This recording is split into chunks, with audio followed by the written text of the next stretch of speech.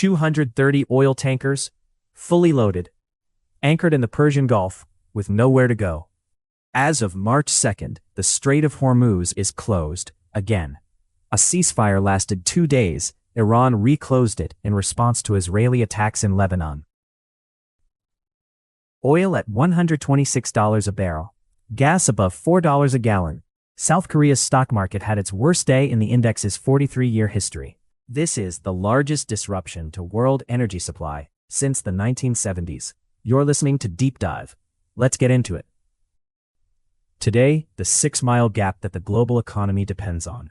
Why Iran can shut it down. Why nobody can route around it. And what happens next. First, the geography. Because the geography is the whole story. The Strait of Hormuz connects the Persian Gulf to the open ocean. Iran on the north shore, Oman and the UAE on the south. At its narrowest, it's 21 nautical miles wide. That sounds like plenty of room. It's not. Ships follow a traffic separation scheme, 2 lanes, each 2 miles wide, separated by a 2-mile buffer. Total navigable corridor, 6 miles. 135 ships per day squeeze through that corridor under normal conditions. And they pass within a few miles of Iranian military installations the entire way. Iran controls islands in the strait itself, Abu Musa, Greater and Lesser Tums, giving it vantage points right in the shipping lanes. Now, what flows through those 6 miles? 20 million barrels of oil per day. That's 20% of all global petroleum consumption. At current crisis prices, that's roughly $2.5 billion worth of oil per day. Plus 20% of global LNG trade, mostly from Qatar. Plus 30% of internationally traded fertilizers, 45% of global sulfur, 35% of the world's helium. And 84% of all that oil goes to Asia. China, India, Japan, South Korea, they get 69% of Hormuz crude. Let me put that in terms of specific countries. Japan imports roughly 70% of its oil through Hormuz. When the strait closes, Japan has about 250 days of strategic reserves. After that, factories shut down. South Korea is similarly dependent. Their stock market dropped 12% on March 4th, worst single day in the index's history. Because markets understand what a prolonged closure means for an economy that imports nearly all its energy. China gets about 40% of its oil imports through Hormuz. They've been building strategic reserves aggressively, 11 new storage sites, but it covers about 2 weeks of imports. India, heavily dependent. They deployed 5 warships, Operation Urja Suraksha, to protect their shipping lanes. When this strait closes, it's not just oil prices, it's the industrial capacity of Asia. To understand why this is happening now, you need the history. This isn't the first time Hormuz has been a battlefield. 1981 to 1988, the Tanker War. Iraq attacked ships serving Iranian ports. Iran retaliated. 546 commercial vessels damaged. Over 400 civilian sailors killed. April 1988. An American frigate, the USS Samuel B. Roberts, hit an Iranian mine, broke its keel. 4 days later, the U.S. launched Operation Praying Mantis, the largest American naval engagement since World War II.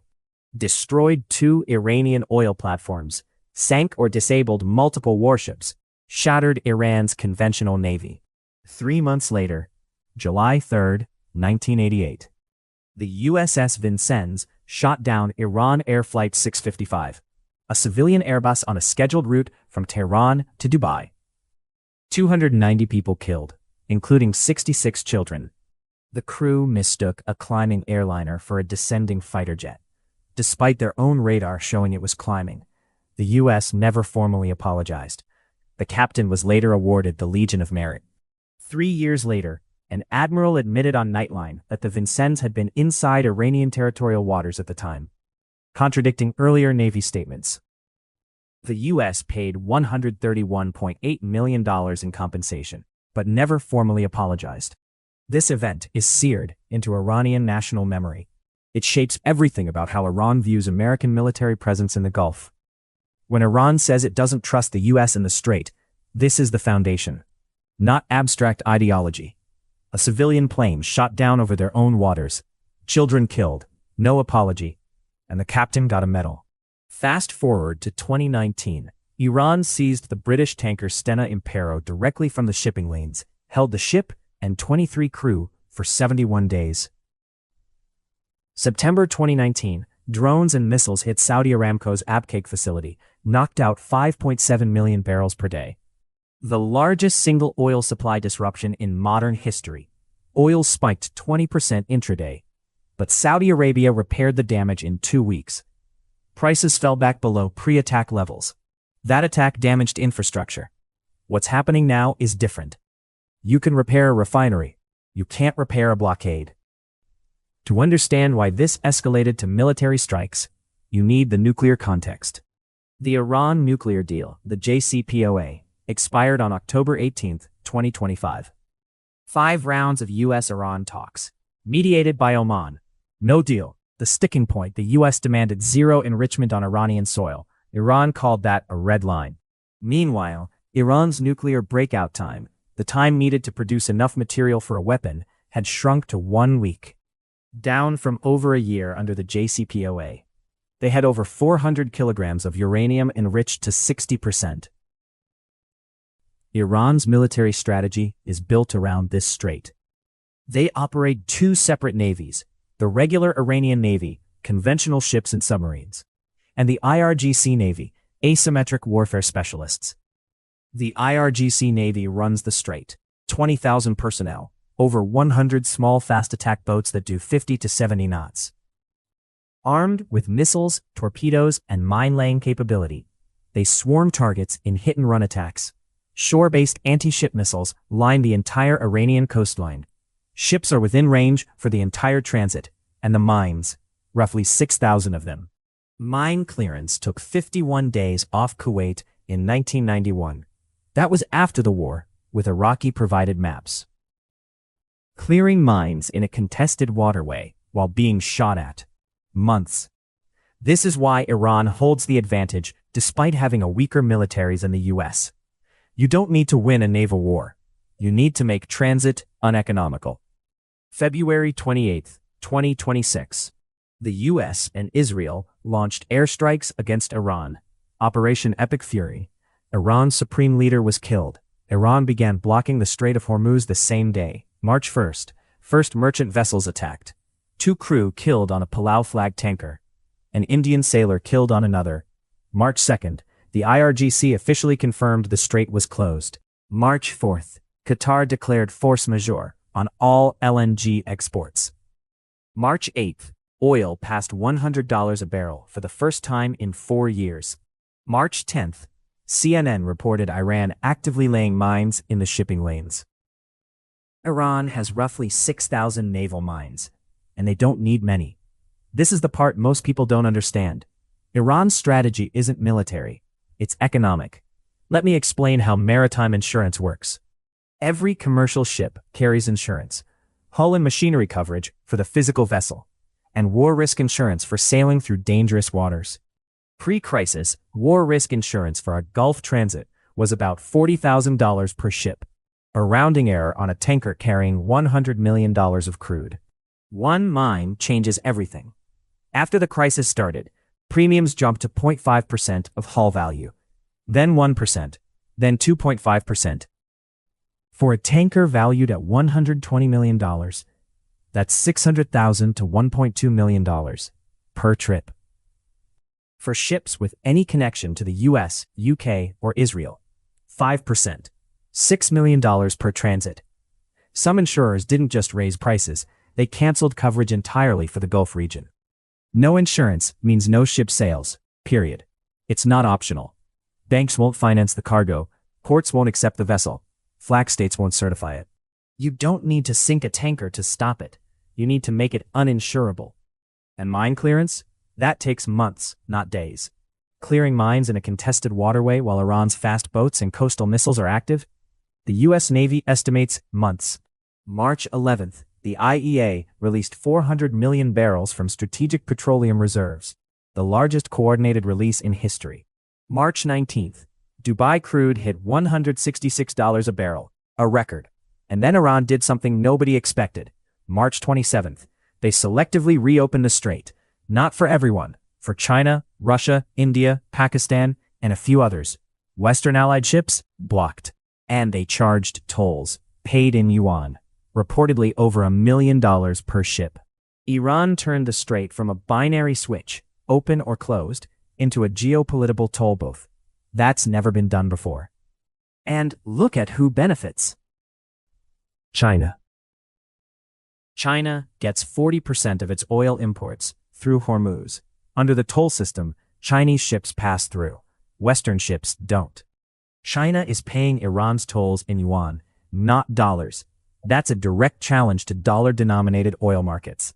And at the UN Security Council on April 7th, China and Russia vetoed the proposal to reopen the strait. So China gets its oil, pays in yuan, blocks international efforts to reopen the strait. And Iran gets revenue and diplomatic backing. This isn't just an energy crisis.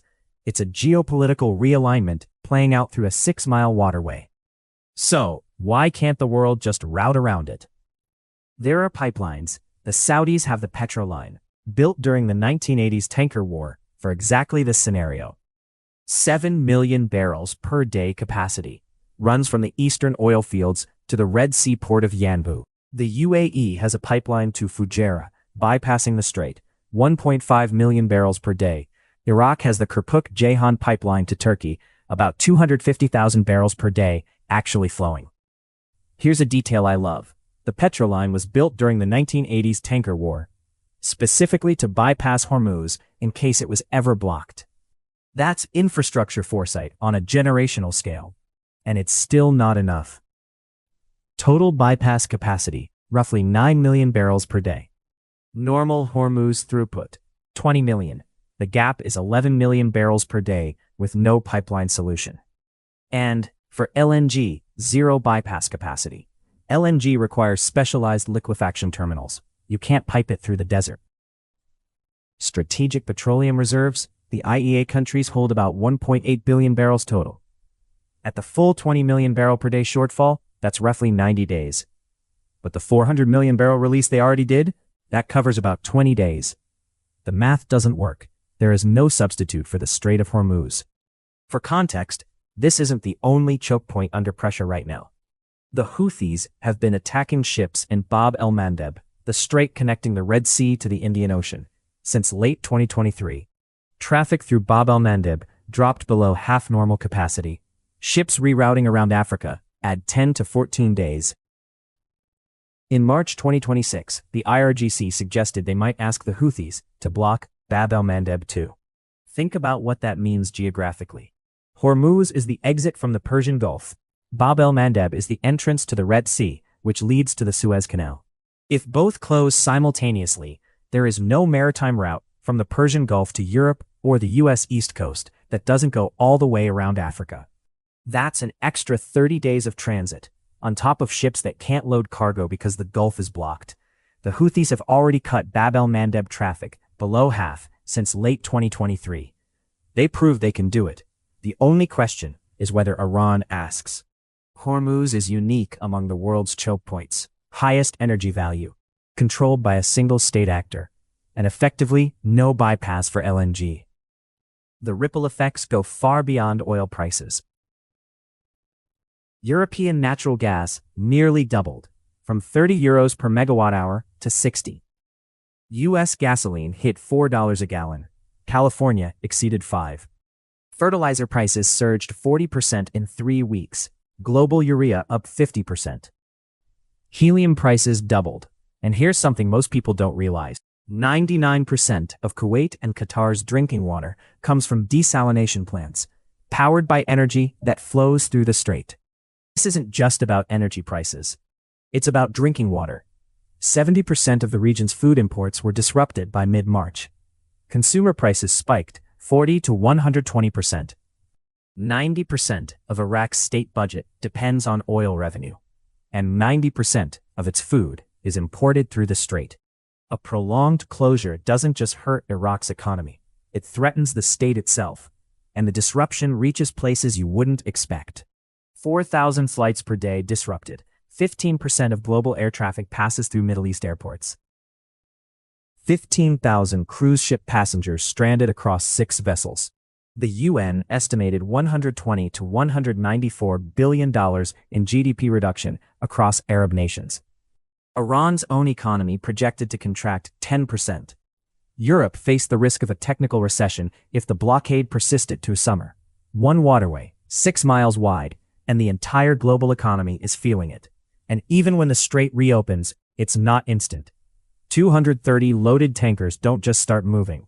There's a queue. Insurance needs to be re-underwritten for every vessel.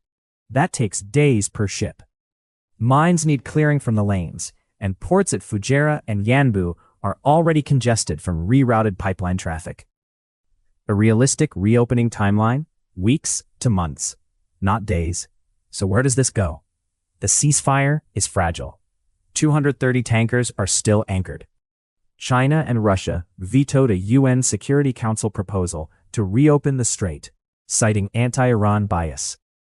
Goldman Sachs says if limited traffic continues for another month, Brent averages $120 through the rest of the year. There's an energy transition argument that says the Strait becomes less important over time as the world moves away from oil. But Qatar is expanding LNG capacity by 64%, from 77 to 126 million tons per year, all of which must transit the Strait of Hormuz. The Strait may become more important before it becomes less, $2.5 billion in oil per day, through a 6-mile gap, controlled by a country with 6,000 mines and 100 fast boats, and 230 tankers waiting for the world to figure this out. If this was worth your time, hit like and subscribe. It's how YouTube knows to show this to more people. Drop a comment with what you want me to cover next. Thanks for diving deep with me.